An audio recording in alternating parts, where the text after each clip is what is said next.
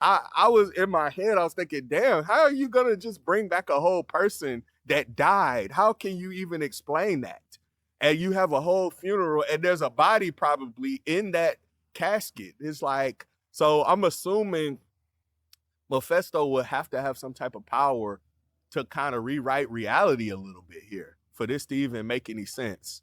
So, and I'm not sure if he has that power. That's something you can Google and look into if he has that power. But man, man, rewriting reality is one of the strongest powers.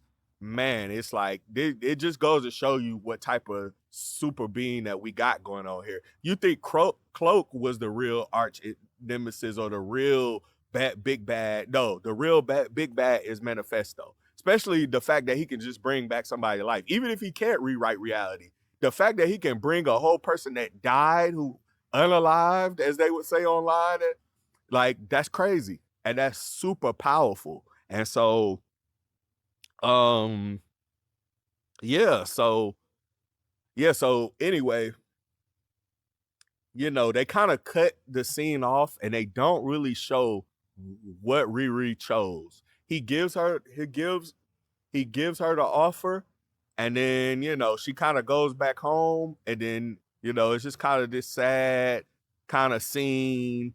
And they do a good job with this because they make you think she just goes back to her life and she's kind of just doing her own thing. And then next thing you know, Natalie comes up and physically hugs her. Now, before, Natalie was a hologram, AI, but now we got real Natalie, which means the main character took that deal with Manifesto, and she took that deal and she brought back to life her friend. And so I don't know how they're gonna explain this in the next season. Maybe Manifesto's gonna rewrite, reality and make it as if she never died. Ain't no telling. You know what I'm saying? So, but you know, it just kind of brings a little bit more credence and just goes to show you how imperfect the character is. You know what I'm saying? She's not perfect at all. She doesn't always make the best decisions, but she's young and she's just doing the best she can with what she has.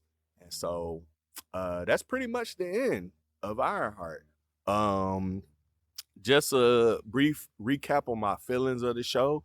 I thought the show was pretty good. It was cool. You know what I'm saying? It wasn't nothing amazing or anything like that, but it was entertaining and it was very well written, well put together. The characters was very well written. They didn't spend too much time on anything or too much background or do too much this to make the show boring. It was very entertaining, a lot of interchanging pieces, a lot of characters, pretty decent, pretty good acting in the show.